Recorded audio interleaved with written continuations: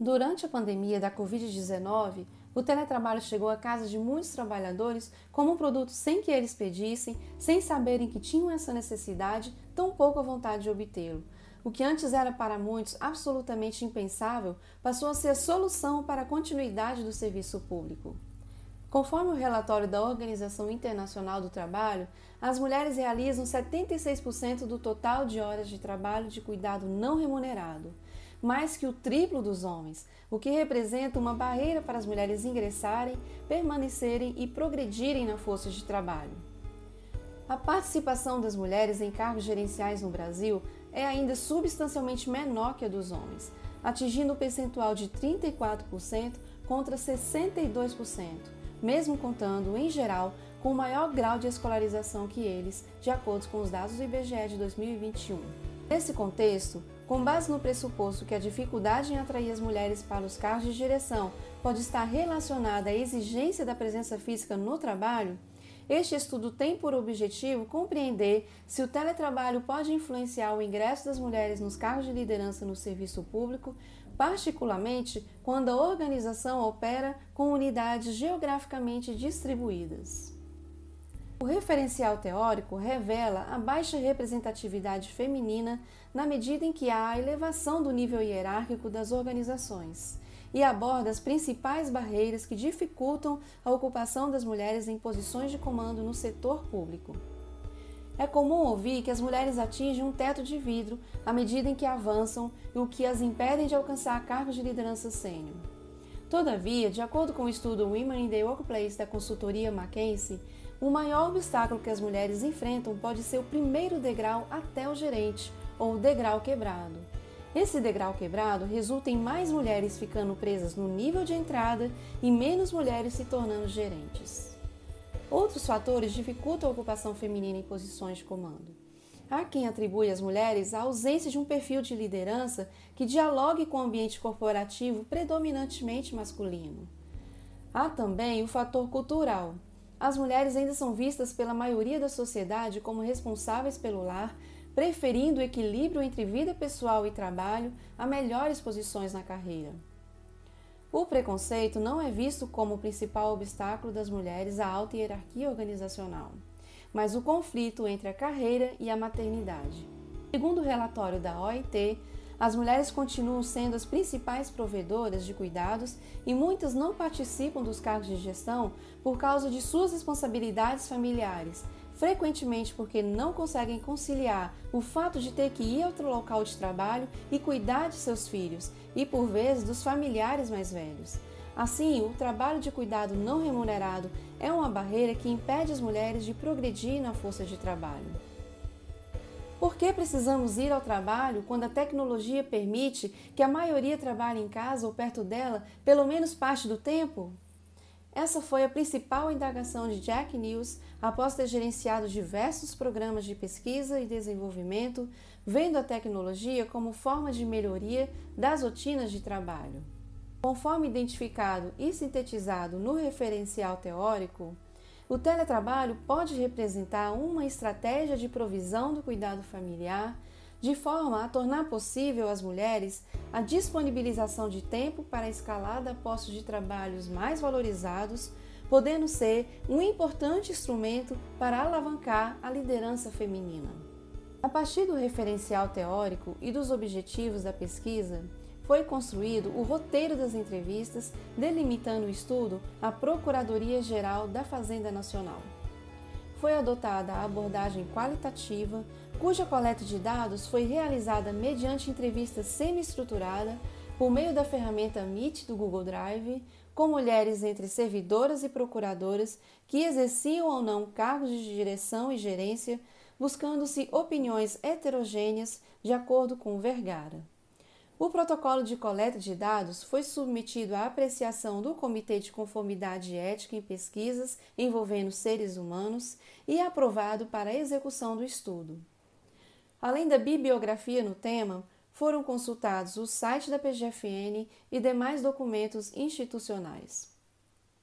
A análise das entrevistas ocorreu a partir da perspectiva da análise de conteúdo, conforme a linha de Bardeen, seguindo-se as etapas de pré-análise, exploração do material, tratamento dos resultados e interpretação. O material coletado foi organizado em frações compostas por uma ou mais frases extraídas das respostas das entrevistadas, o que possibilitou a organização dos trechos significativos e agregá-los em temas centrais considerados relevantes para a análise final dos resultados. As 5 categorias que emergiram estão pautadas nas narrativas das entrevistadas, referencial teórico e observações. São elas: disseminação do teletrabalho, barreira à liderança, conflito trabalho-família, atuação institucional e teletrabalho como incentivo. Antes de adentrar no resultado das entrevistas, vamos fazer uma breve menção sobre a liderança feminina no contexto da PGFN. A Procuradoria-Geral da Fazenda Nacional, composta por 2.019 procuradores e 1.589 servidores, atua na representação da União em causas fiscais, na cobrança dos créditos tributários e não tributários e no assessoramento e consultoria no âmbito do Ministério da Economia. Embora tenha uma atuação nacional em um sistema de ingresso isonômico por meio de concurso público, os dados sinalizam o baixo índice de participação das mulheres nos cargos de liderança. Por exemplo, nos processos simplificados de seleção para preenchimento dos cargos e funções por procuradores da Fazenda Nacional, apenas 26% dos candidatos são do gênero feminino. Quanto mais elevado o nível dos cargos de direção e assessoramento superior, menor a participação feminina, limitando-se a 24% de ocupação. A ocupação dos cargos gratificados com DAS e função comissionada do Poder Executivo totalizam 17% de representação feminina. Na primeira região, com atuação mais dispersa, 37% dos cargos de chefia são ocupados por mulheres e 63% por homens.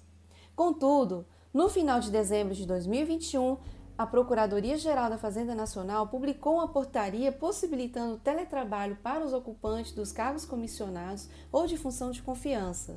Embora não afete só as mulheres, tal publicação poderá trazer consequências positivas para o acesso delas aos cargos de liderança. Com a interação entre o suporte teórico e as categorias reconhecidas, os achados da pesquisa foram os seguintes. Sobre a disseminação do teletrabalho, no primeiro momento, procurou-se verificar a predisposição das entrevistadas à expansão do teletrabalho, como um instrumento de readequação das diferentes configurações. A análise conjunta das falas leva a crer que elas veem de forma positiva a expansão do teletrabalho como meio de revisão de políticas, processos e rotinas. Sobre a barreira à ocupação feminina em posições de comando no setor público, essa categoria se refere à menor inserção das mulheres nos cargos de liderança e os motivos que justifiquem essa pouca participação. Pode-se dizer que a percepção das entrevistadas condiz com o que foi apontado no referencial teórico, no sentido de que o maior envolvimento em afazeres domésticos impacta na inserção das mulheres em posições de liderança. Conflito trabalho e família. Nessa categoria, o intuito era entender se a gestão feminina interferiria de alguma maneira na vida familiar, se o teletrabalho agravaria ou amenizaria o conflito entre trabalho e família. Grande parte das entrevistadas sinalizaram que a gestão e a família são mais administráveis em teletrabalho e que não haveria o agravamento do conflito familiar. A próxima categoria se refere à atuação institucional em face da pouca adesão feminina aos cargos de direção. Com os achados da pesquisa, compreende-se que as entrevistadas são favoráveis a uma atuação institucional para enfrentar a baixa participação feminina nos cargos de liderança. Teletrabalho como incentivo. Refere-se ao teletrabalho como alternativa para dar acesso aos cargos de direção às mulheres.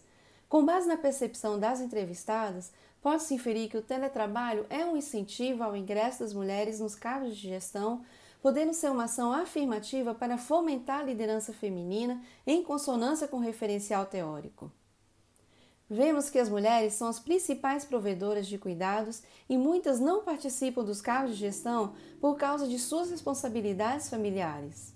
A partir daí, o estudo teve como objetivo analisar se o teletrabalho é capaz de influenciar o ingresso das mulheres nos cargos de liderança no serviço público.